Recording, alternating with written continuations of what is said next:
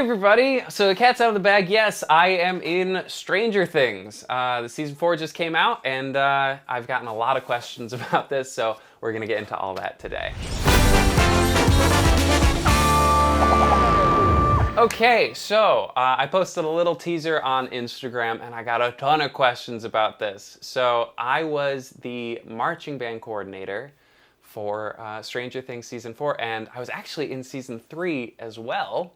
A little, you could miss it if you blinked, but there was like a 4th of July festival, and there was a marching band there. And that was the first thing I had ever done, I think, at least that big for TV and film. And then they liked how much I did there, and so they hired me for a DC Universe show called Stargirl. And that was really fun. And they liked me enough to bring me back for Stranger Things season 4 as well. So a lot of questions were like, how do you get into this kind of work? What is it like? What's it like on set? So I'm just going to talk a little bit about it, and hopefully that's interesting, because that's what we're doing today. Also, a little side note, next week, Video Game Symphony 5 is coming out, so stay to the end and I'll tell you more about that. But let's start at the beginning. Season 3, I got that job, like most industry stuff, where you just kind of like weasel your way into these jobs. And that happened because I was the assistant director of a marching band in upstate New York, and they happened to be filming at the end of October, which marching band folks know is like our finals weekend. And so most of the people who were more qualified than me, frankly, to coordinate a marching band on a TV show, were working with their bands or judging these competitions and stuff. And I was like, I'm young, this will be funny. Like literally I did it because I thought it would be funny for my fans to watch Stranger Things and see me in it. And so I said, yeah, I'll do it. And I went from our finals championship up in Syracuse, New York. I literally didn't sleep. I went straight from there to the airport and flew to Atlanta where they filmed, and I went straight to set. And it was a crazy experience there for season 3 because I didn't know what I was getting into. I assumed there were people who were like going to tell me what needed to happen, and it's very clear now that's not like, no, I'm the person who has to figure out what needs to happen. And so they had cast the band for season 3 by just like asking people if they had marching band experience. And so the instrumentation was crazy because they didn't even ask really. It was like a bunch of flutes. You could go back and watch this thing. Like the instrumentation's crazy. And it changes halfway through. I don't know if I'm giving too much away, but they had one of the days get rained out. It was like a Monday through Thursday shoot, and the Thursday got rained out, so they did Friday, but a bunch of the band members couldn't make it for Friday, and so we had to recast a bunch of those. And so the instrumentation changed like halfway through the scene. Keep an eye out. But there are a lot of mistakes we made that I learned a lot about. One of them being we had too many snare drummers, and so they had like 80s specific snare drums, but we had one extra drummer, and they were like, oh, just use your own drum. Ugh. We got hit pretty hard for that one by Flow Marching. They like tweeted at us. They're like, this drum wouldn't exist in the 80s. Oh God, come on guys, give us a break. But of course, that's the job of a marching band coordinator. And so when they hired me back, I was like, I know you don't think this matters, but it matters to somebody. And so I made sure everything was right. But the other things that were crazy about season 3 is like, they wanted us just to like play music, and these kids just met each other that day, and the instrumentation was crazy, and it's like, what are we gonna play? No. And so I went home that night to my Airbnb, and I arranged a bunch of music for us to play. The next day we got there early, we rehearsed it, we memorized it, got on set, and they're like, okay, play. And then we played, and it was like, this is amazing, what happened? And so those are the reasons why like I think they hired me back, is because I like fixed problems they didn't know were going to exist. Where most people would just be like, well, you didn't give us music. The end, right? And so that was a cool experience and super fun to like fix those problems as they came up. And then when they hired me for Stargirl, same casting agency. It was Warner Brothers for this, Netflix for that. So like different, but same casting agency hired me to do that marching band. And for that one, I was like, hey, we need sheet music, we need the audio. And they were very, very good about it. They had the audio that we were going to mime along with. And by the way, that's called sideline work. So these are real musicians that are miming along. You're not actually hearing them play. And a lot of times you know that because it doesn't line up. But if we do it right, and there's a lot of things that can go wrong, from like us not doing it right to them not providing us what we need, like music, or the editors changing something and it doesn't line up anymore, or them changing the music because they didn't get the rights to it. Like, there's so much that can go wrong. But if it's all done right, sideline work means you get real musicians, so it looks right. And this is all like built into the musicians union. So in Los Angeles, like, you hire musicians to play, to pretend to play. It has to be real musicians. And so that's kind of a cool thing. And that's called sideline work. And so for this one, for Stargirl, it was a union gig, so they had real musicians, and they let me cast it. And that was the big change from season 3 of Stranger Things to Stargirl and then season 4. They actually let me cast the band. And so having that responsibility is like a huge responsibility, because if one of the kids like has a conflict or backs out, now it's on me and it's not on the casting agency. But it allows me to get the right instrumentation, get good musicians from a good marching band in town, all this stuff. It was a way better experience. I could send them the sheet music ahead of time. I had all their contact info. It was much better. So for Stargirl and season 4, I actually cast the band, which was cool. And then added perk is, like, depending on the size of the group for this kind of work, there's a leader, you know? So I'm the leader of this group. I'm, in this case, the one that casts the group as well. But I'm the person, like the point person, where they need something, they just come to me, and then I relay it to the band, and I make sure it happens, right? Depending on the size of the band, that leader is just a person. Or if it's a smaller group, that person can also be in the group. And they save money that way, and they have another person on camera, and so it looks good, and the band's bigger and stuff. And it's fun for me, because I get to be in the show, and it's kind of fun. And so for all 3 of these, I was actually in the band as well. And so that's why I was in the show. And so I played trombone in season 3 and 4 of Stranger Things, and in Stargirl, I was actually the drum major, which is kind of fun. So for Stargirl, it was very much like well-oiled machine. There was a little discrepancy. The audio they sent me wasn't exactly the sheet music that they sent me, so I had to rearrange it a little bit to make sure it matched up. But this is kind of a theme with everything about these productions, which you might not think about, which is like, there's a lot that goes wrong. There's so many little fires to put out, and you'd think, like, intuitively that, like, I'm just the marching band coordinator. So if I'm going to change something, I have to run that up the flagpole and, like, ask the director if it's okay if I change this thing. And at the end of the day, they're too busy and they don't care. And that's my job. And that's what was so interesting to finally figure out, which is, like, every single piece of this puzzle, from the hair and makeup to the costume department to the marching band coordinator, like, it's our job to think it's life or death if something's wrong in our little piece of the puzzle. And so things like continuity errors or all of that, like, there's people for that, but for, is this what a marching band would really look like? That's my job. And is it really the end of the world if somebody doesn't have a hairstyle that's exactly from the 80s?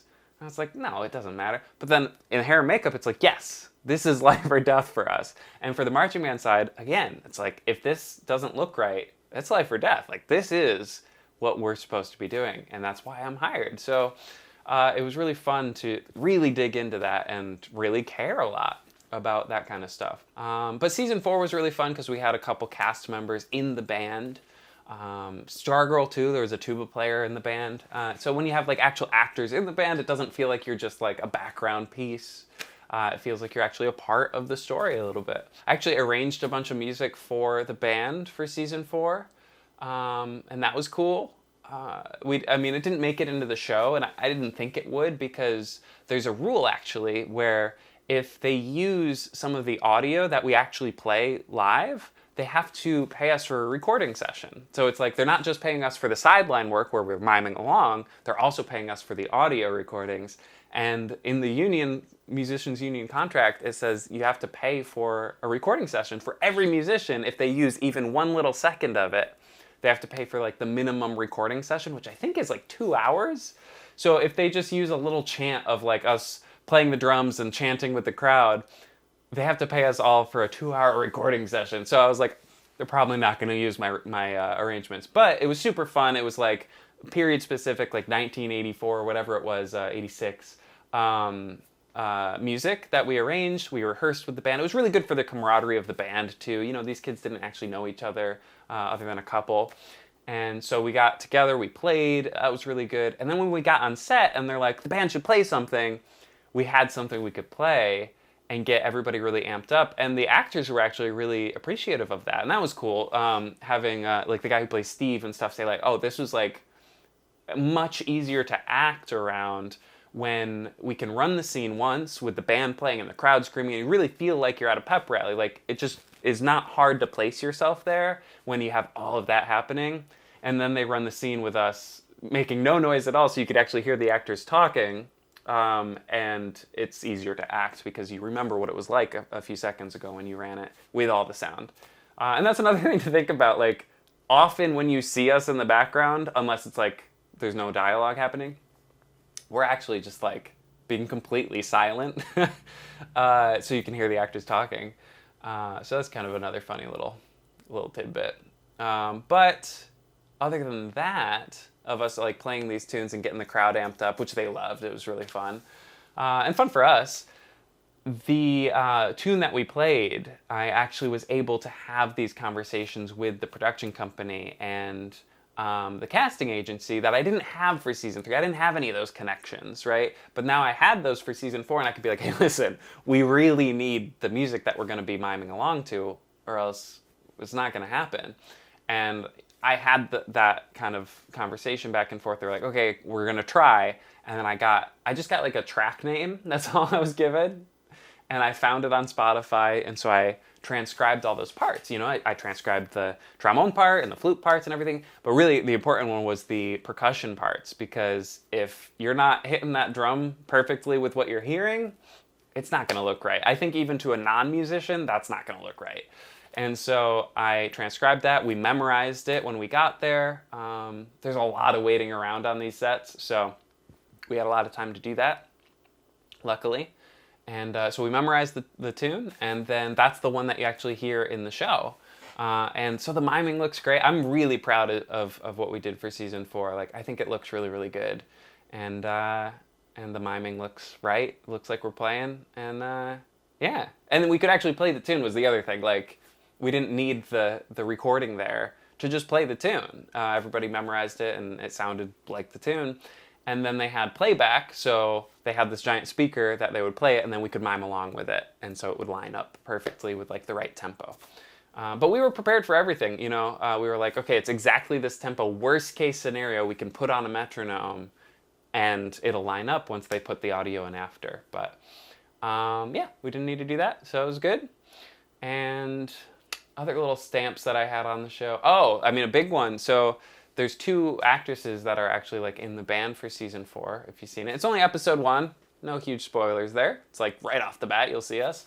But there was the one girl played trumpet and the other one was supposed to play snare drum. And I was like, I really don't think that's a good idea.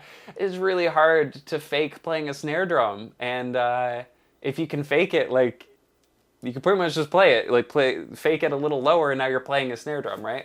And so I was like, it's really not a good idea. And that was way above my pay grade. Like, you're not even really supposed to talk to the actors unless they need something or anything like that.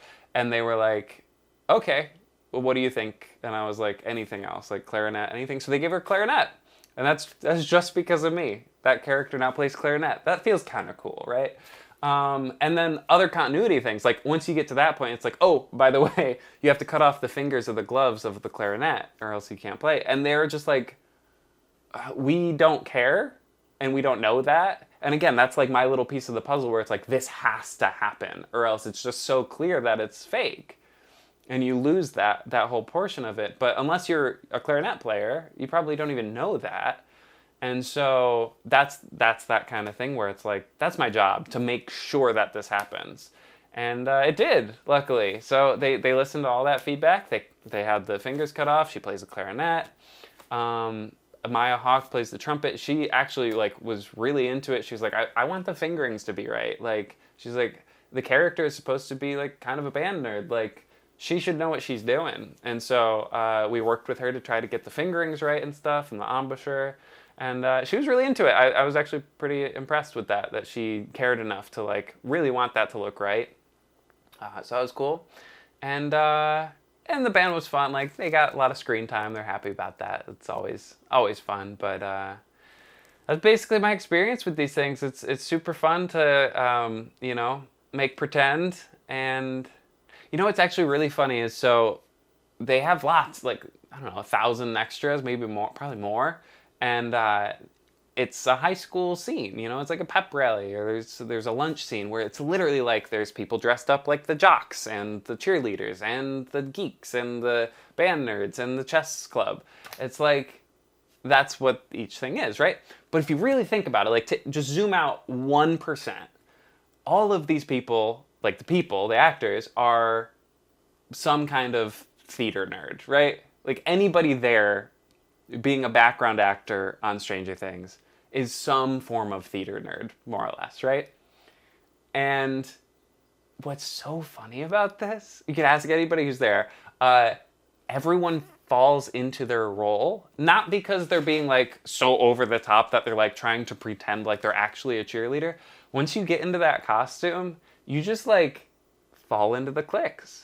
And so the jocks are acting like jocks, and the cheerleaders are acting like cheerleaders, and the band nerds, I mean, it's not hard for band nerds to be in a marching band uniform and just feel like you're back in marching band, so that one's like a little forgivable, because you're just like back into the thing where you're like waiting for somebody to tell you what to do. You're just waiting around. I mean, again, anybody in a marching band would know that this is just kind of the status quo, which is also why they really like people with marching band experience for these things, because you're so used to just waiting around for instruction and not causing too much trouble, right? Like making stupid jokes, whatever, making noise sometimes when you shouldn't, and that's about it. And so the other time that they use marching band folks is for the Super Bowl halftime shows with all those like flash mob stuff, or the Olympic ceremonies. Like, even if they don't have a marching band, they use marching band folks for that, because you're just good at those weird skill sets. But it was so funny to see these people who are like all adults falling into these cliques, and it happened on all 3 sets because they were all high school scenes, and they had the jocks and the cheerleaders. It's just so funny to see that happen and to feel it in yourself. You're like, oh, I feel like I'm in high school again, in like a good way and not a terrible way, mostly. The only other thing to say about that is like, casting it is a much bigger job than just being in it, or even just like being the coordinator of it. It is so much more work to find the musicians who are over 18, because there's rules about, if you're a minor, you can't film for like as long. And so especially if it's an overnight scene, if it's a night scene, you're filming all the way through the night. And people under 18, there's rules. You can't have them film that long. They have to take more breaks, and they have to go to sleep and stuff. And so all of the people that I cast had to be over 18, but look like they were in high school, and fit into these uniforms that like I think they were middle school marching band uniforms that they got from some depot. So it was really hard, and the biggest issue was the costumes. The uniforms were super small, and so we actually had to like recast almost the whole band. And this was during COVID, so we had to get everybody tested and out there. It was a lot. It was a lot. Yeah, so that was my experience there. It was super fun. They're really, really good people that really care. And honestly, that was probably the best part, to be, in Atlanta for a couple weeks and working with this big team of people who are all focused on one thing. And anybody who's ever been in marching band or like a high school musical show or anything like that, you know what that feeling is like, to everybody like be on the same wavelength and care so much about this thing that like does not matter. You know, like this is not important. This is make believe. This is like we're marching around on a football field. Like it doesn't matter. But if everybody pretends it matters and cares so much about it, then amazing things happen in all of those spaces. And film and TV is probably the biggest version of that, where it's just like, this is so cool because hair and makeup cares so much about making it authentic, and costume department cares so much about making it authentic, and the marching band coordinator cares so much that people are rolling their eyes at me because no, this has to be like this. And I'm really proud of it. If you watch season 4, episode 1, you'll see us there, and I think it looks really good. The miming looks good. It lines up. Band looks authentic, I think, for a high school. Kind of fun little trivia, which is Jules, the tall trombone player with the silver trombone, was in season 3 as well. So there's some continuity there that I love. I'll be honest, it's mostly waiting around, making new friendships, and then a little bit of like action, pretend to play trombone, and then like, okay, make sure your ropes are tied correctly. It's a lot of waiting around and a lot of being patronized because, you know, you're just there to look good. And you are. That's our job. So, yeah, it was super fun. I hope they hire me again. They seem to like the way I work and appreciate what I do. So, maybe they will. But there it is. You can see me season 3, episode 7 of Stranger Things. I don't remember the episode number of Stargirl, but it's in there. Season 4, episode 1 of Stranger Things. And who knows what else. If you're looking for a marching band coordinator, call me. Or any music coordinator, but like, this is what I have cornered the little market on. Yeah, so thank you for watching. I hope this answered some of your questions. I posted a little thing on Instagram and it blew up. A ton of people were DMing me trying to like figure out like, wait, is that really you? Yes, it's really me. It was really fun. Kind of weird thing I do. And the only reason I can do it, good segue, is because of the Patreon donors. Because this is the thing where it's like, hey, can you come next week to Atlanta? And that's the notice sometimes. And then it'll be like, oh, by the way, the production schedule got changed. It's actually 2 weeks from now. Most jobs do not allow you to just like, sure, I'll get a plane ticket. Oh, I'll change the plane ticket. And I can do that, right? I can do it because of the Patreon donors. So these crazy little projects don't happen without the Patreon donors. Thank you so much for those of you who have already signed up and donated. It is patreon.com/classical trombone. There's lots of behind the scenes, sneak peeks, stuff like that. As well as, there was a little sneak peek a few weeks ago of Video Game Symphony number 5, which is out next week. We're going to do a live viewing of it. It'll be 4 p.m. June 4th, Eastern. And so come hang out. We'll be on the Discord before and after. I'll do a little Q&A after on the Discord server. There's a link to that in the description here. But please come. It is almost definitely my favorite video I've ever made. It's been years in the making. It'll be released on the 6-year anniversary of Video Game Symphony number 4. So yeah, it's been a long time coming. We can definitely say, but it's really good. You're gonna love it. So come on back. I hope this answered a lot of your questions about the sideline work and how I weaseled my way into working on Stranger Things, but it was fun. And yeah, so thank you all for watching, and hope to see y'all real soon next week for Video Game Symphony number 5. Peace.